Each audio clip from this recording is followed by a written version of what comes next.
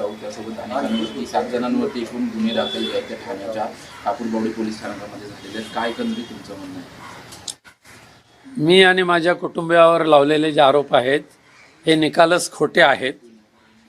दुर्दैवाने गीतेश राऊत यांचं लग्न झाल्यानंतर त्यांच्या पत्नी ह्या मागच्या 3 वर्षापासून त्यांच्याबरोबर राहत नाही आहेत आणि त्यांनी तक्रारीमध्ये जे लिहिलेलं आहे की 2018 ते 2022पर्यंत माझ्यावर अशा पद्धतीची अघोरी कृत्य केली जात होती आणि त्यामध्ये त्या तक्रारीमध्ये हेही लिहिलेलं आहे की ह्या बाबाबुवांकडे जाताना मी माझ्या आईवडिलांना सुद्धा घेऊन जायचं.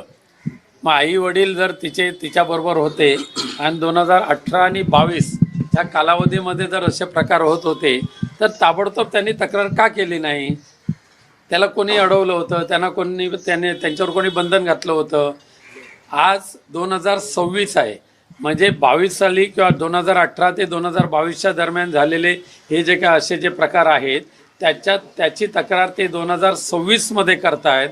यामुळे दिसून येते की याच्या पाठीमागे काहीतरी काळेबेरं आहे आणि हे सगळे गैरप्रकार होत असताना त्याने स्वतः तक्रारीमध्ये लिहिलेलं आहे की त्या प्रत्येक वेळेला माझे आई वडील माझ्याबरोबर असायचे आणि मग आईवडिलांच्याच संरक्षणामध्ये असणारी गिरिजा तिला त्याच वेळेला ह्या अघोरी प्रकाराच्या विरुद्ध आवाज उठवण्याची संधी होती किंवा तक्रार करण्याची संधी होती, परंतु त्यांनी 26पर्यंत हे का दाबून ठेवलं हा विषय आहे.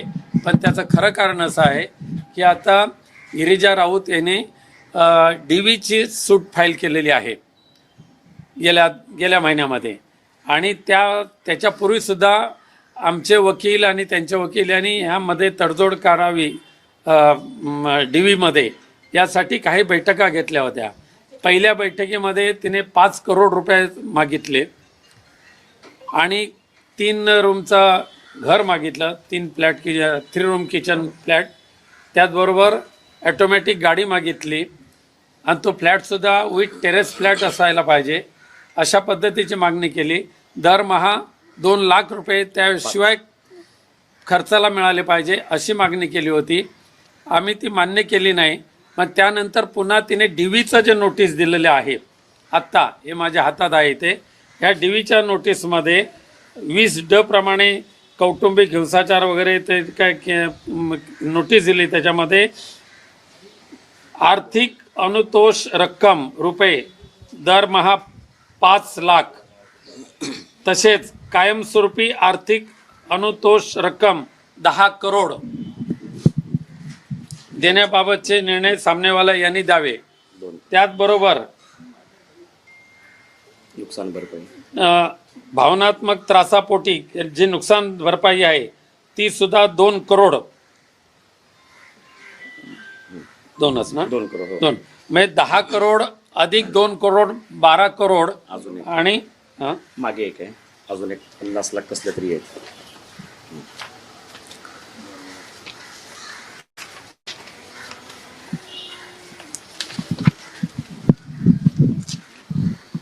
त्यात भेटत नाही, अजून एक 50 लाख आहे.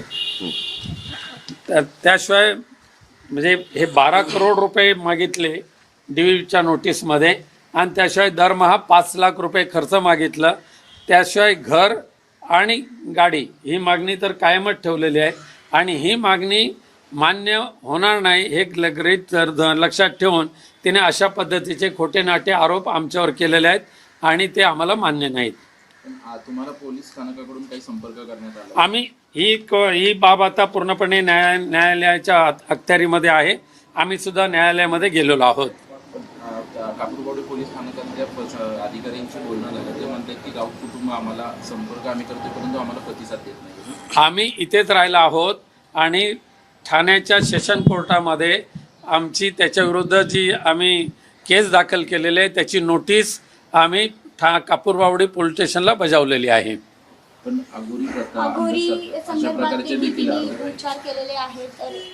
अघोरीच्या संदर्भातल्या उपचाराचं आम्ही पूर्णपणे खंडन करतो. आम्हाला ते मान्यच नाही, आम्ही त्या पंथातलेच नाही आहोत. पण तिने जे नोटीस दिलेले आहे त्या नोटीसमध्येच हे लिहिलेलं आहे की हे प्रकार होत असताना माझ्याबरोबर माझे आई वडील असायचे. हे एवढं स्पष्ट तिने तिच्या नोटीस तक्रारीमध्ये लिहिलेलं आहे. मग आई वडील असताना तिने अघोरी प्रकार आई वडिलांनी कसे सहन केले, हे सगळे प्रश्न आहेत. त्याचे उत्तर आम्ही न्यायालयामध्ये देऊच. न्यायालयामध्ये आता आमची 23 तारीख आहे. नक्कीच न्यायदेवता आम्हाला यावर न्याय देईल अशी मला खात्री आहे. धन्यवाद.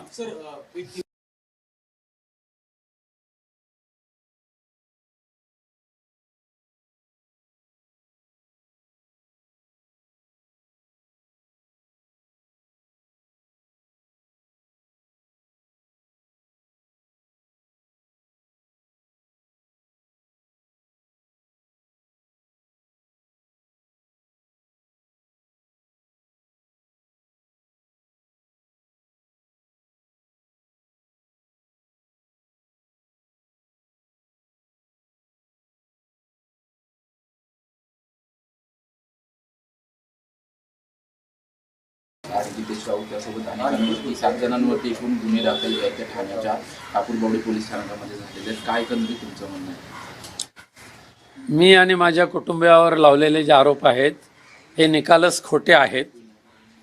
दुर्दैवाने गितेश राऊत यांचं लग्न झाल्यानंतर त्यांच्या पत्नी ह्या मागच्या 3 वर्षापासून त्यांच्याबरोबर राहत नाही आहेत आणि त्यांनी तक्रारीमध्ये जे लिहिलेलं आहे की 2018 ते 2022पर्यंत माझ्यावर अशा पद्धतीची अघोरी कृत्य केली जात होती आणि त्यामध्ये त्या तक्रारीमध्ये हेही लिहिलेलं आहे की ह्या बाबाबुवांकडे जाताना मी माझ्या आईवडिलांना सुद्धा घेऊन जायचं. मग आईवडील जर तिच्याबरोबर होते आणि 2018 आणि 22 ह्या कालावधीमध्ये जर असे प्रकार होत होते तर ताबडतोब त्यांनी तक्रार का केली नाही? त्याला कोणी अडवलं होतं? त्यांच्यावर कोणी बंधन घातलं होतं? आज 2026 आहे, म्हणजे 22 साली किंवा 2018 ते 2022च्या दरम्यान झालेले हे जे काय असे जे प्रकार आहेत त्याची तक्रार ते 2026मध्ये करतायत. यामुळे दिसून येते याच्या पाठीमागे काहीतरी काळेबेरं आहे आणि हे सगळे गैरप्रकार होत असताना त्याने स्वतः तक्रारीमध्ये लिहिलेलं आहे की त्या प्रत्येक वेळेला माझे आई वडील माझ्याबरोबर असायचे आणि मग आईवडिलांच्याच संरक्षणामध्ये असणारी गिरिजा तिला त्याच वेळेला ह्या अघोरी प्रकाराच्या विरुद्ध आवाज उठवण्याची संधी होती किंवा तक्रार करण्याची संधी होती, परंतु त्यांनी 26पर्यंत हे का दाबून ठेवलं हा विषय आहे. पण त्याचं खरं कारण असं आहे की आता गिरिजा राऊत याने DVची सूट फाईल केलेली आहे गेल्या महिन्यामध्ये आणि त्याच्यापूर्वीसुद्धा आमचे वकील आणि त्यांच्या वकील यांनी ह्यामध्ये तडजोड करावी DVमध्ये यासाठी काही बैठका घेतल्या होत्या.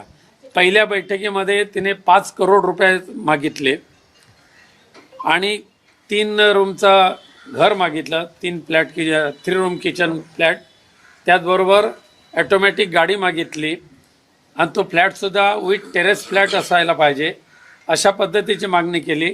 दरमहा 2 लाख रुपये त्याशिवाय खर्चाला मिळाले पाहिजे अशी मागणी केली होती.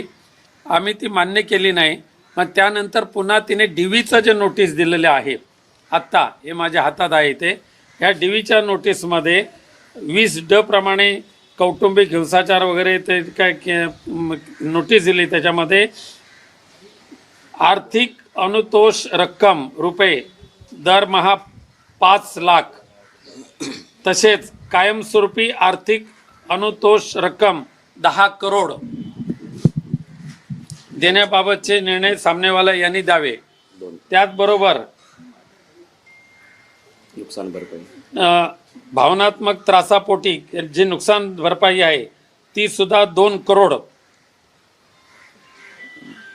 2च ना, 2 करोड 2 म्हणजे 10 करोड अधिक 2 करोड 12 करोड अजून एक आणि मागे एक आहे, अजून एक 50 लाख कसले तरी आहेत.